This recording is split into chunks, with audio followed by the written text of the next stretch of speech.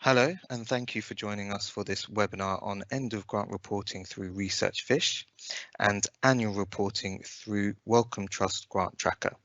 Please make sure your mics are muted throughout the webinar.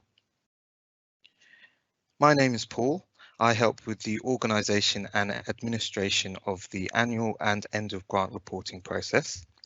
I'm joined by Mike from the Grants Information team and Saba, who is the Operations Manager from the Insight and Analysis team. The I&A team are responsible for helping Wellcome understand if we are achieving our mission.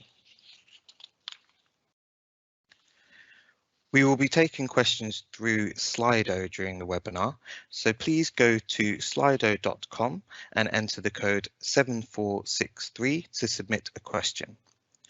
We will be answering questions at the end of each agenda item, so please feel free to submit your questions during the webinar.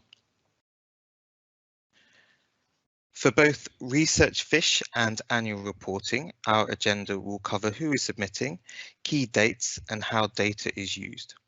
For Researchfish, we will also cover what to do if the grant holder has left the university. And for annual reports, we will demo how to find an annual report in Grant Tracker. So we are starting with end of grant reporting through Researchfish.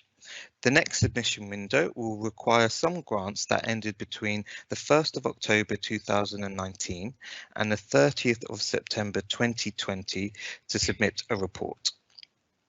A list of schemes that will be using Researchfish can be found at the address on screen or by searching end of grant reporting on the Wellcome website. Here is the site, and if you scroll down, you'll find the full list. If after viewing the site you're still unsure on whether a particular grant will be using Researchfish, please contact us on grantinquiries@wellcome.ac.uk for confirmation. We know many funders also use Researchfish for annual reporting. Wellcome only uses it for end of grant reporting, so please bear that in mind. Last year, we had a number of grant holders who had been contacted by their research office reminding them of the deadline when they didn't need to submit a report through Researchfish. We have sent grant holders their Researchfish login details and they can start the report now. They will only be able to submit during the submission period, which is from the 3rd of February to the 12th of March. If a grant holder is expected to submit a report and has now left the university, please let us know on grantinquiries@wellcome.ac.uk. We will then amend the Researchfish record. For any issues using Researchfish site, please contact their technical team on support@researchfish.com. Now Saba will talk about how we use Researchfish data. So there are a few principles that help guide how Wellcome uses the information we get from Researchfish.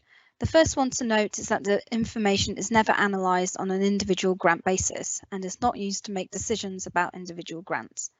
Instead, information is used in aggregate to improve understanding of Wellcome's activities at a portfolio level. Our funding teams use the data to understand what our grant holders are doing. The evaluation team uses the data to measure outcomes against our success framework, which sets out what success looks like to Wellcome. And finally, our grants team use the data to monitor grant holder compliance with our open access and clinical trial policies. I will briefly talk about two specific use cases for the Researchfish data. So use case 1 is about improving our identification of academic research outputs, such as papers, databases, books, and monographs. Grant holders will submit their outputs through Researchfish, which helps us to define which research outputs that acknowledge Wellcome. This information is then combined with other databases to get extra information. So for example, a database called Dimensions contains publicly available information about research outputs, such as relative citation ratios and open access status. This is then combined with the Researchfish data to help us understand influence and reach of Wellcome funded awards, as well as measuring open access compliance. So moving on to our second use case, which is monitoring translational outputs, Wellcome is interested in identifying the translational potential of research outputs reported by our grant holders. Information about any intellectual property licenses is collected from our grant holders through Researchfish. This information is combined with information we get from reports from technology transfer officers, which have details on follow-ups with grant holders reporting health interventions.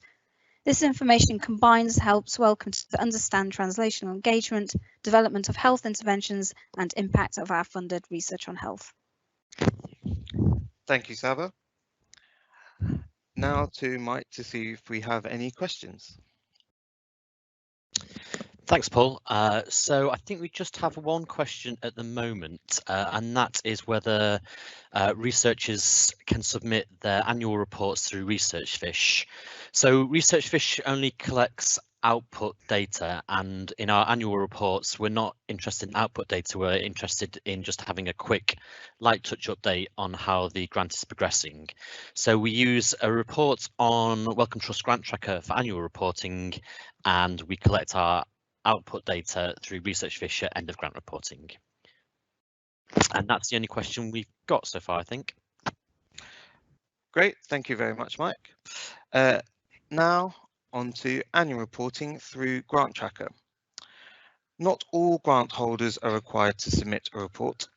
In December, we contacted those that need to submit a report, and today we've emailed them to let them know that the submission period is open and the deadline is the 13th of February. When the grant holder logs into Grant Tracker, they will find a notification for a required report at the bottom of their home page. Once they've clicked on the notification, they click Reports in the next page.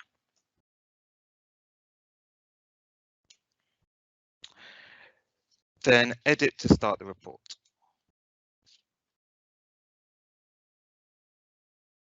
Once in the report, the grant holder can add delegates who will be able to edit and submit the report. Templates for annual reports are available all year round at the address on the screen, or by searching grant reporting on the Wellcome site. Now Saba will go through how we use the reports. So annual progress reports are research progress updates, which are primarily used by our funding and our grants teams.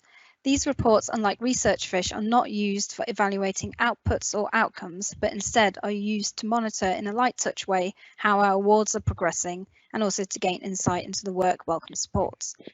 It's used for portfolio management, which allows direct engagement with our grant holders to enable us to keep up to date on their progress and allow issues to be flagged. It provides a clear mechanism by which Wellcome can offer help and support to grant holders through this report. It also helps us to monitor clinical trial compliance through these reports. Great, thank you very much, Saba. Now to Mike to see if we have any further questions.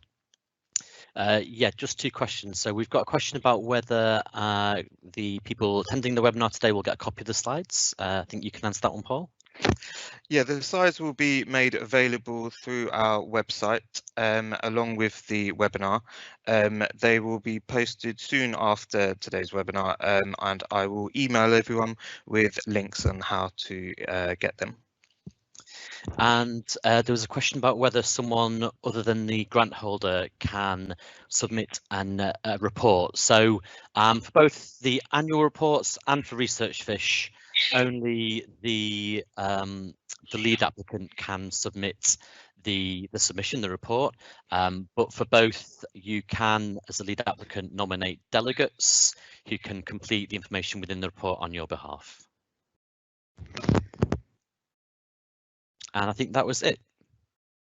Okay, great. Thank you everyone for joining us. If you have any further questions, please do let us know on grantinquiries@wellcome.ac.uk, and I hope you have a great rest of your day. Thank you. Bye-bye.